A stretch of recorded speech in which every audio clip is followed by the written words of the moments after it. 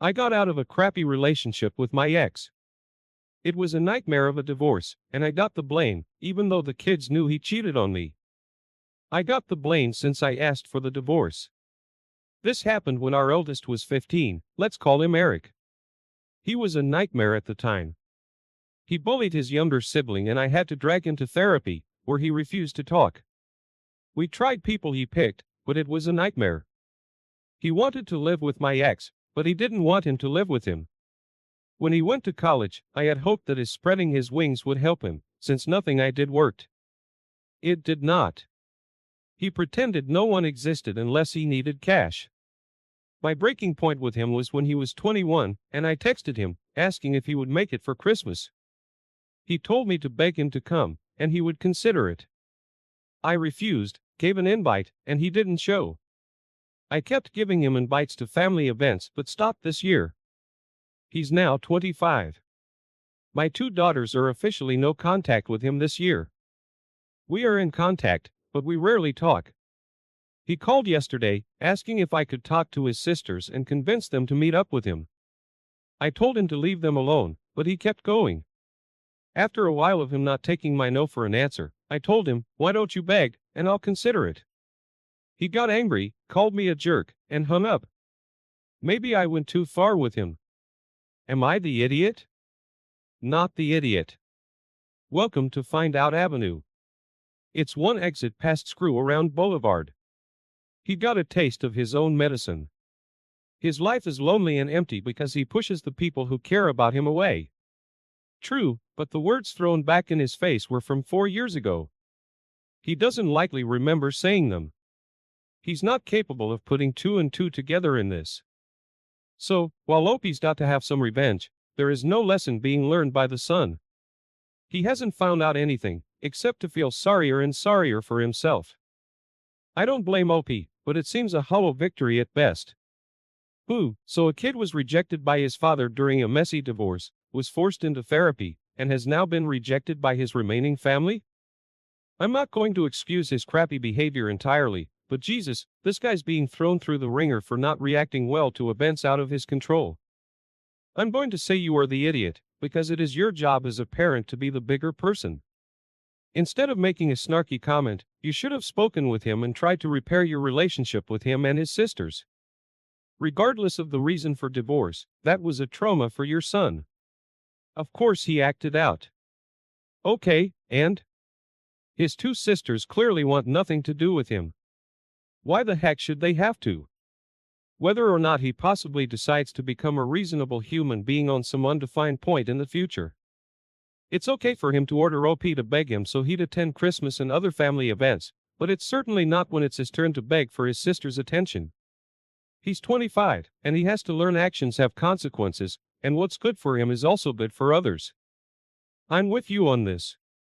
The son is only reaching out now because he wants money or is dating someone asking why he has no relationship with his family.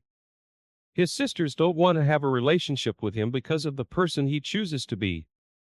They have every right to be respected by keeping toxic people out of their lives and not talking to their brother. OP was protecting their interest. I, 21 female, am really into beauty, makeup, skincare, perfumes, etc., and collect perfumes. There's one perfume I've been wanting for quite some time now, but it's been way out of my budget. I'm a college student working a part-time job at the movie theater, which pays about $13 an hour, and I have other priorities to pay for, so it's taken a while for me to save up. I finally saved up the amount I needed and was planning to buy myself the perfume as a birthday gift. My birthday was 2 days ago. I told my boyfriend, 20, this, and he told me to spend my money on something else, and he'd buy me the perfume instead. I told him he didn't have to, considering it was expensive, but he insisted. A few days before my birthday, I asked him if he was sure about buying it and told him again that I had no problem buying it myself. He told me not to worry about it and said he'd already bought and wrapped it. I thanked him and figured since he had already bought it, I could spend my money on something else. I took my best friend and younger sister out to a nice restaurant and the movies afterward. I wasted more than half the money I'd saved up, but obviously didn't think anything of it. So, on my birthday, my boyfriend gave me a gift, and it was a body spray and a bath bomb. I asked him what happened to the perfume, and he told me it was much more expensive than he'd expected and way out of his budget. I got mad at him and asked him why he lied to me and told me to waste my money on something else, when he could have easily told me he couldn't afford it and I'd have bought it myself. He called me a spoiled brat and said I was expecting too much from him. I called him a piece of lying crap and left after that. I got a few texts from him and his friends calling me names and saying I was using him for money. I also got a text from his mom, who I had a great relationship with, calling me childish for throwing a temper tantrum when I didn't get my way. I honestly don't see how I'm in the wrong here, but I'm not the type of person to not say I'm sorry if I am.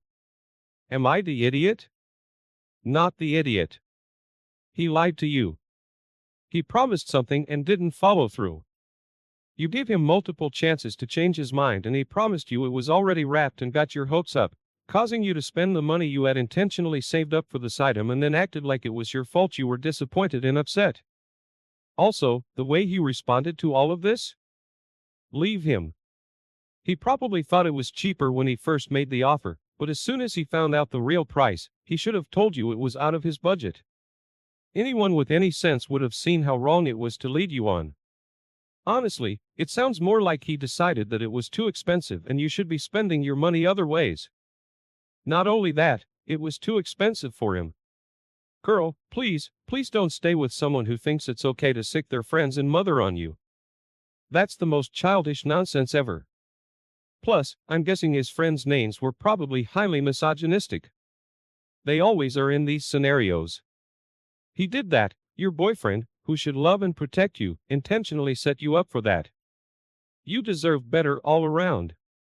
My mom had a health scare, so I've been visiting her since last week. Since my teen son, Gene, has been staying home due to a sprained ankle, I let him babysit his younger brothers, young grammar school, kindergarten, and toddler, while I was gone.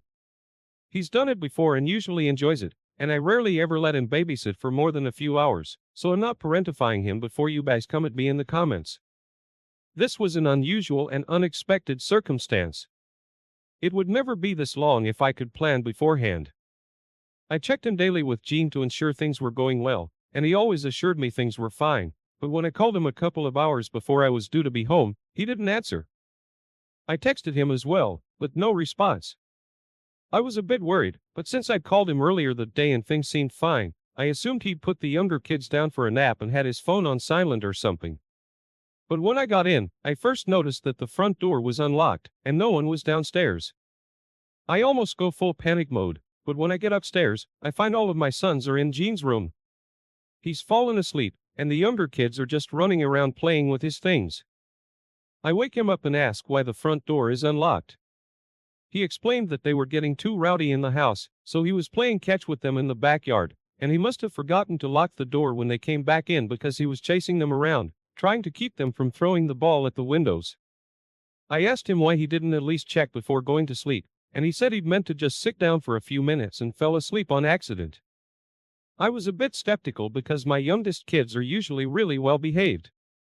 Still, regardless, I told him keeping the front door locked is basic security, and he should have at least checked it once before going upstairs, so I'm grounding him for 3 days.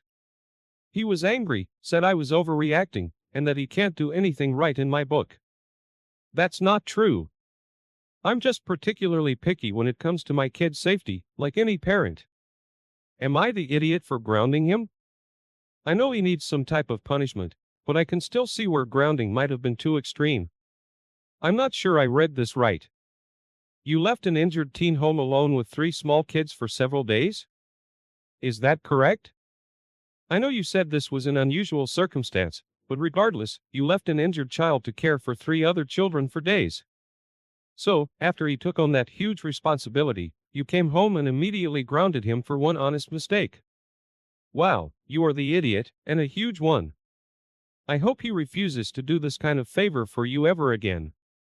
I like how OP thinks they're getting ahead of the parenting comments by saying that he likes it. Jesus, a teen with a sprained ankle cannot properly babysit 3 children under 8 for a week. And for all we know, he actually can and did a great job. But instead of being rewarded for handling such a hard task, while injured, he gets grounded for not locking the front door. Complete craziness. What a major idiot. He's right, and I doubt he'll do you any favors like babysitting again.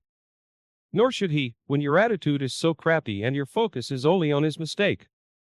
He did you a favor in an emergency, and instead of thanking him for stepping up and taking care of the little kids, you freak out and ground him for a mistake that caused zero harm. Your 4 kids were safe, fed, and secure for a week. You owe him an apology and unrounding ASAP. I worry about my kids forgetting to lock the door. So, as a responsible adult, I got a doorknob that locks automatically after 1 minute.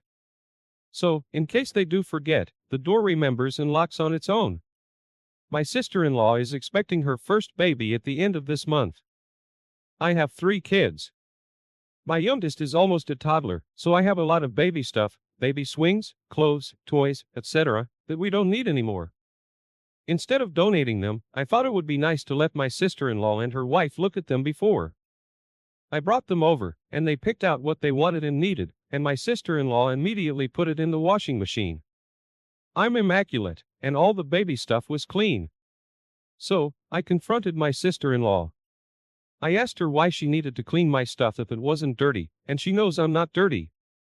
My sister-in-law said that she's cleaning everything and named a long list of things she's cleaning for the baby, sterilizing all bottles and pacifiers, washing all blankets, clothes, etc. I told my sister-in-law that washing everything is pretty stupid, because what if she wants to take something back? It's not like cleaning everything in her house will prepare her for the baby.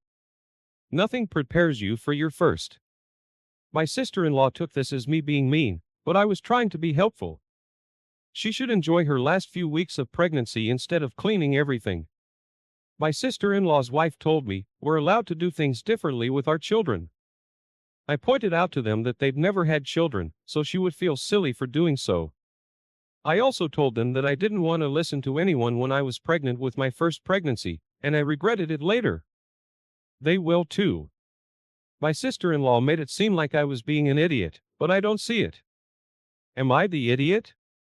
You are the idiot. You immediately took her washing your stuff as a passive-aggressive comment on your cleanliness, and then reached for reasons to justify yourself instead of just backing off and letting it go. She's a first-time mom, and you're calling her stupid and telling her she's doing everything wrong. Back the heck off. Everyone I know washes donated clothes, especially donated baby clothes. Newborn's immune system is non-existent. Everything needs to be washed and sterilized. You made a whole thing out of nothing. Get off your imaginary high horse just because you have 3 kids. Let the expecting mother go through pregnancy her own way. She's nesting.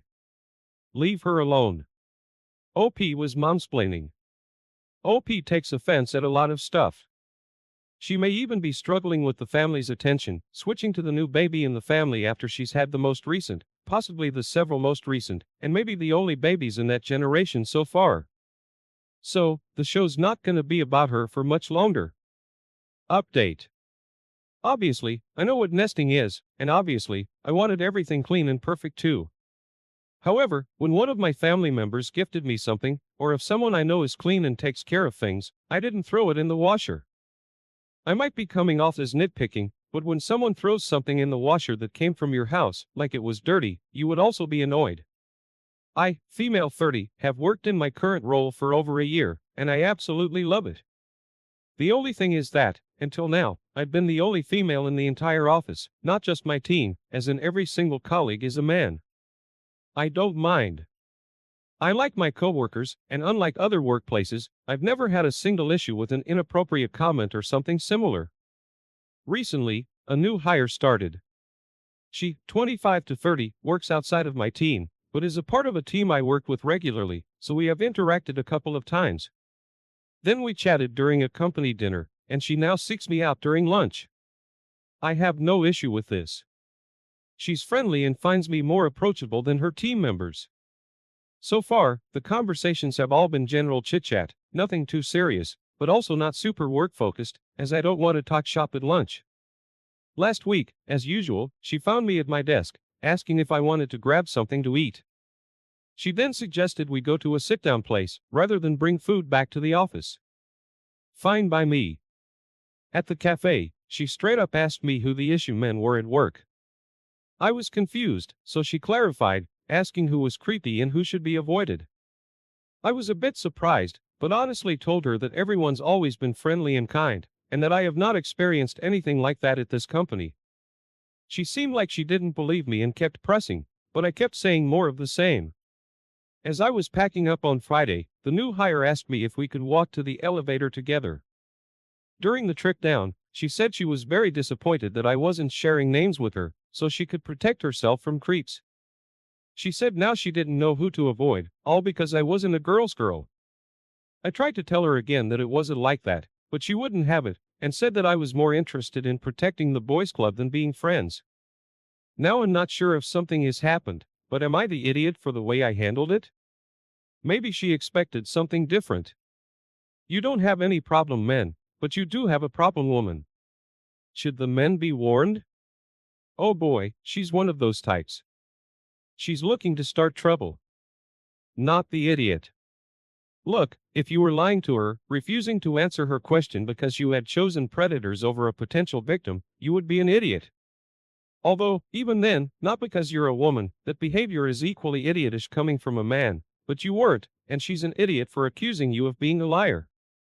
You could ask her if she's having a problem with anyone. That's not being a girl's girl. That's looking out for the welfare of a colleague. Gender doesn't need to come into it. You may see inappropriate comments as just jokes and aren't offended when this other woman is. Everyone has different standards of what's acceptable. Would you want to support any other by default male colleague if they were having issues with anyone? This is what my thoughts are. Someone may have said something to her, or she's getting vibes from someone and wants to check with the only other woman if it's a known problem or if she might be overreacting. It's possible, even normal, for one person to not have an issue with someone and for someone else to have an entirely different experience with that one person. But a new coworker is in the wrong for accusing OP of lying.